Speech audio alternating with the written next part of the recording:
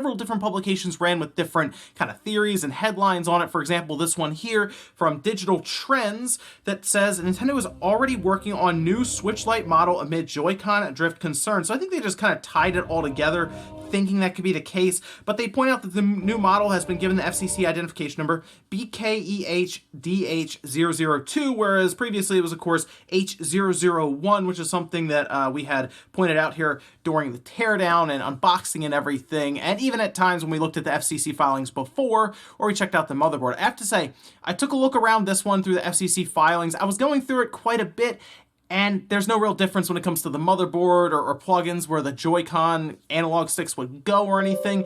This seems like it's still the exact same system. So you might be wondering, what did they change? Well, it appears that they may have some differences when it comes to the onboard storage, for example, or different chips for I/O, or even possibly the wireless chip. But the biggest thing about this is, as people started to kind of read down it further, myself included, we started to find different references to this being a development kit. In fact, you can scroll down most of them and find different points where it reads, "Addition of product description as below. The EUT is intended to be used for software development or events." And that would tell me that, yeah, it's being used at that point as a development kit where they're going to develop different games on it. Now, I do have a question.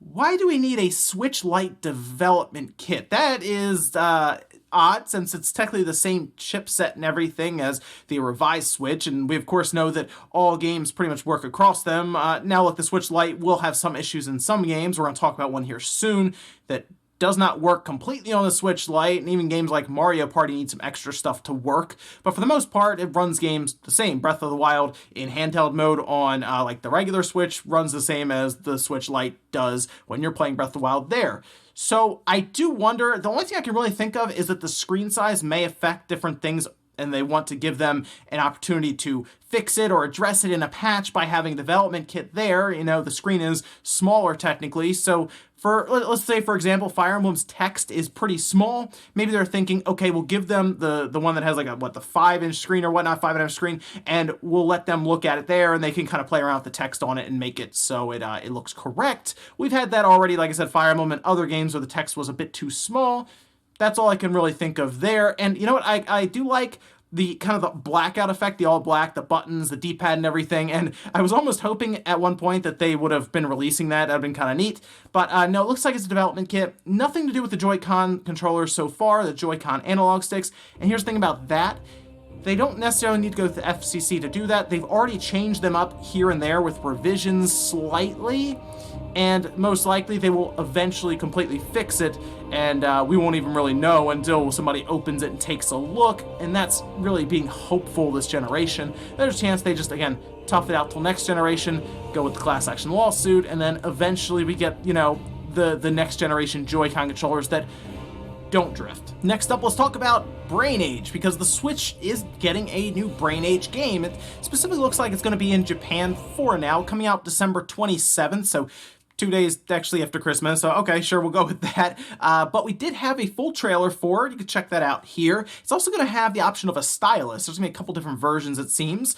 We have, it looks like the digital version, which costs 2,680 yen plus taxes, and the stylus can then be bought separately for 864 yen. So I guess you can kind of get it all together for 3,480 yen. And the stylus looks like it will just help out, of course, with different things that are going on screen. There's some other interesting stuff in this. It will use the IR sensor for the Joy-Con. They show an example of someone actually putting their hand in front of it, which reminds me of kind of a little snippet they did when they first showed the Switch off, showing that it can detect different shapes in front of it. And we've also seen that used with Labo, for example, which is interesting. And then they also will use that home button light where it will light up when it's time for your daily training, which is kind of neat. The weird thing is, 6 games will not be compatible with the Switch Lite, and well, that's a bit of a shame. We just talked about the IR sensor. I guess that might be an issue, although you could just use a Joy-Con, you could sync one. So I'll have to see outside of that what 6 games, because there could be other features that the Switch Lite just isn't necessarily able to do, I guess, as it is. However, Brain Age was always a pretty good game. It was a good way to get younger kids to learn or not even realize they're doing mental exercises. They're just playing a game. That's something I saw all the time. Parents would come in, they would buy it for their kids, for the DS, the DS Lite, DSi, any of that. or 3DS, and they would get a kick out of it. The kids would play it. The parents were happy. It was a pretty cool thing to see. And I also saw just anyone in general who wanted to kind of keep, their mind sharp would use it. And I like the idea of using the different parts of the Switch, the Joy-Cons, the IR sensor, a stylus on the touchscreen, kind of to bring it all to the next level. And I'll be curious if this makes its way outside of Japan. I'm going to say it probably will, but it might not happen until next year. So maybe like next February or March. It's a digital release.